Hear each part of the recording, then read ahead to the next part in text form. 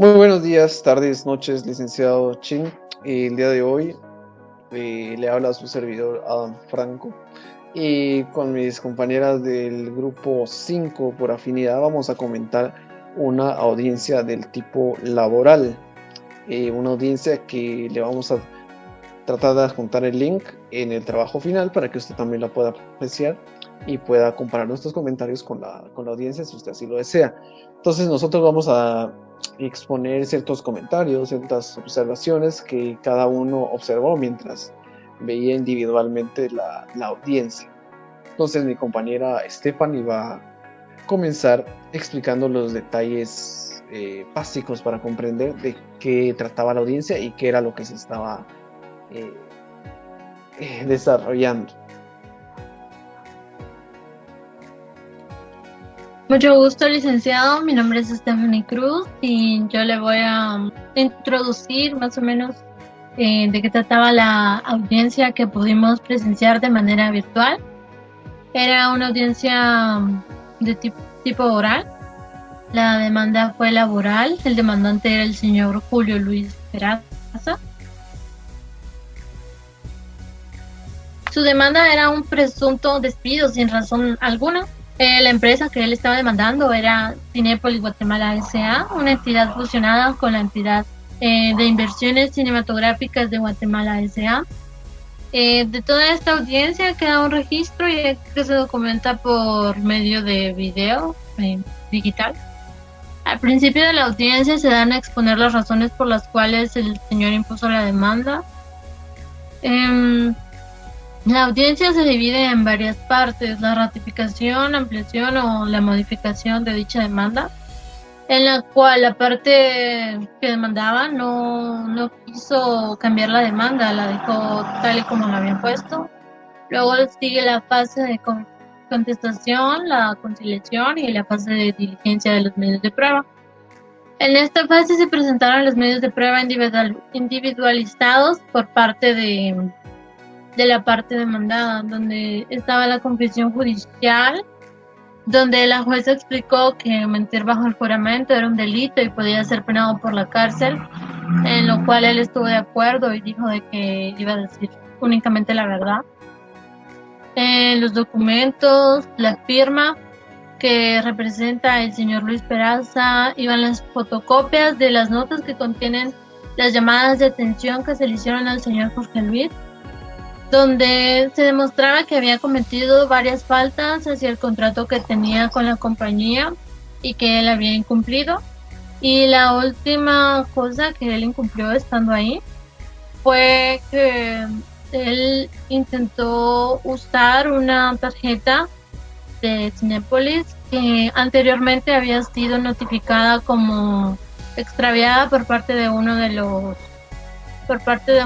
clientes. Entonces la empresa tomó medidas hacia esta situación, por lo cual yo considero de que sí hubieron motivos para despedir al señor Jorge Luis. Mis demás compañeros le irán explicando poco a poco las demás fases de la audiencia, los medios que se tomaron, las medidas, las acciones. Hola, buenas, licenciado. Le habla Angie Rojo. Conforme a lo que yo pude observar, fue de que al principio, pues él decía que lo habían despedido injustamente, ¿verdad? Que no le habían dado la razón por qué.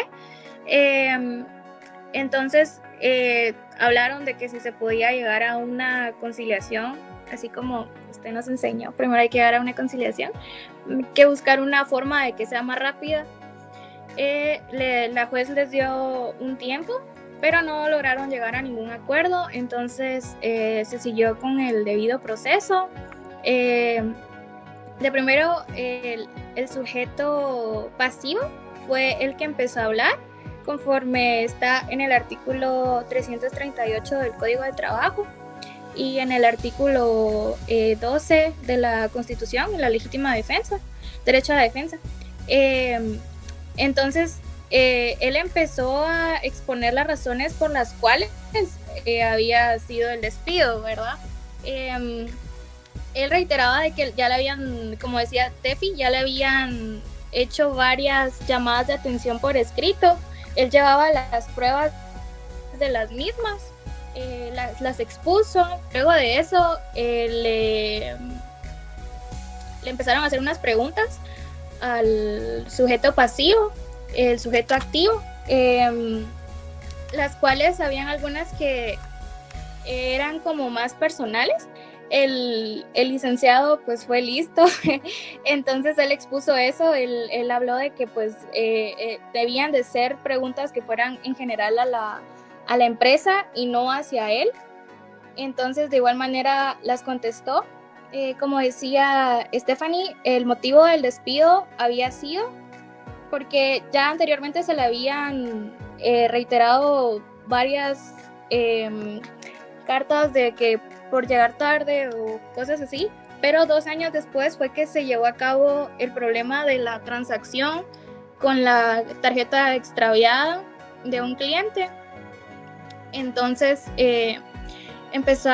entregó las pruebas, la jueza empezó a revisarlas, tomó su tiempo, ella veía como cuáles sí las podían usar y cuáles no. Luego de esto se le dio el tiempo para contestar las preguntas. En la segunda audiencia no se presentó el sujeto pasivo, por lo cual se empezó a dar una conclusión. El sujeto activo, la persona que estaba demandando, empezó a dar una conclusión de que no había motivo por el cual cómo pudieran ellos probar de que la tarjeta sí la había usado él. La jueza reiteró de que eso podía pues dañar el proceso, ¿verdad? Pero igual aún así lo hicieron. Y pues eso fue lo que pude observar yo. Ahora le doy el tiempo a mi compañero Adam. Bueno, licenciado, yo voy a exponer igual lo que desarrollaron un poco mis compañeras y lo que yo pude apreciar durante el desarrollo de la audiencia. Y para ello creo que usted también puede ver aquí, lo tengo escrito. Me voy a apoyar de los apuntes que pude apuntar, valga la redundancia, durante el transcurso de la misma.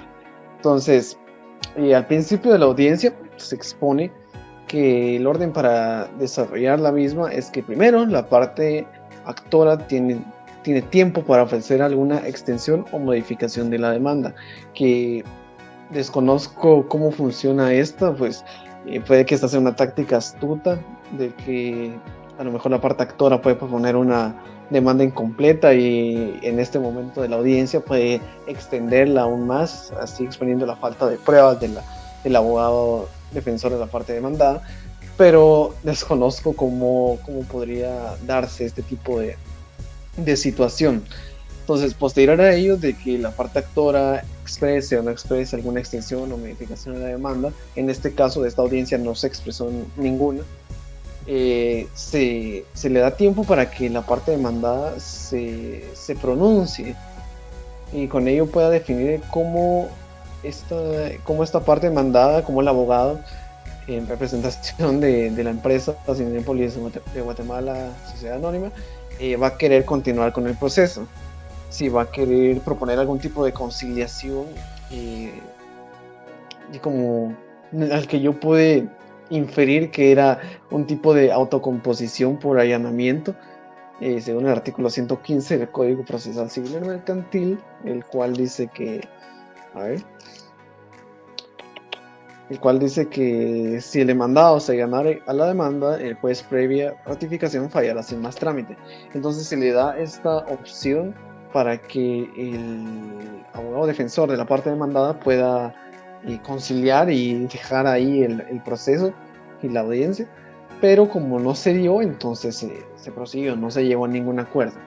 Entonces la parte actora y sus abogados exponían que nada más iban a aceptar esta autocomposición si la empresa Cinépolis de Guatemala, Sociedad Anónima, le entregaba la cantidad total que la parte exigía. Sin embargo, la jueza aclaraba que aunque si el demandado pide que se le otorgue... Ah, no, lo replanteo. La jueza aclaraba de que si el demandado otorga todo lo que se le pide a la parte actora, todo lo que la parte actora solicita y demanda, entonces este no es un tipo de conciliación, porque la conciliación que se debe de ofrecer en un tipo de proceso laboral, incluso en otro tipo de procesos, debe ser de tipo transactoria, es decir, debe haber beneficio mutuo, según el artículo 2151 del Código Civil, el cual, se lo voy a buscar para exponer bien cómo es que se utiliza el mismo.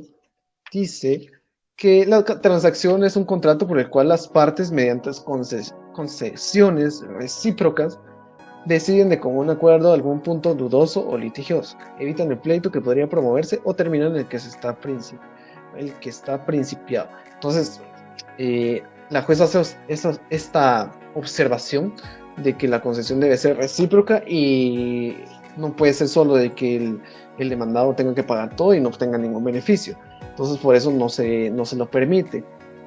Sin embargo, también explica un punto que también desconozco, pero sería ideal que en algún momento se pudiera aclarar en clase, que para llegar a definir este tipo de autocomposición de transacción, se debe llegar hasta la parte de la sentencia. Algo sí lo mencionaba la jueza, no me quedó del todo claro y solo dejo este punto al aire para futuros debates. Entonces, luego de esto, nuevamente se les dio un tiempo a las partes para que pudieran volver a ofrecer alguna conciliación entre los dos. Y interesante aquí fue de que la jueza les dio tiempo un poco más privado, tengo entendido. Y me pareció curioso de que esta conciliación por autocomposición no se grababa. La jueza hacía un momento y aclaraba que a la hora tal, con un minuto tal, se detenía la grabación para que las partes pudieran dialogar, si así lo deseaban, ya fuera afuera de la sala de audiencias o supongo que de una forma más privada ahí mismo, si querían dejar la audiencia ahí. Pero desconozco si este tipo de procedimientos se realizan en todas las audiencias, si este tipo de conciliación siempre se deja privada y no se graba. Entonces, luego de eso, como nuevamente no se dio ningún tipo de conciliación, se pasó a la confesión judicial. Entonces, aquí me pareció interesante definir qué es confesión judicial, y según el diccionario panhispánico del español jurídico, define que la confesión judicial es la afirmación escrita u oral sobre algún hecho ante el juez competente, manifestada por una de las partes acerca de la materia del juicio y contra sí misma, tanto espontáneamente como respondiendo a las preguntas del juez. Esta última parte fue la que se desarrolló, en la que el abogado defensor de la parte demandada procedió a responder a las preguntas que el juez tenía preparadas para él. Entonces, cabe destacar que un aspecto que logré apreciar fue que el abogado defensor de la parte demandada poseía una fuerte carga documental, poseía tanto los documentos del contrato, poseía los documentos de las faltas que había cometido el trabajador durante su relación laboral con la empresa, y entre otros un montón de documentos que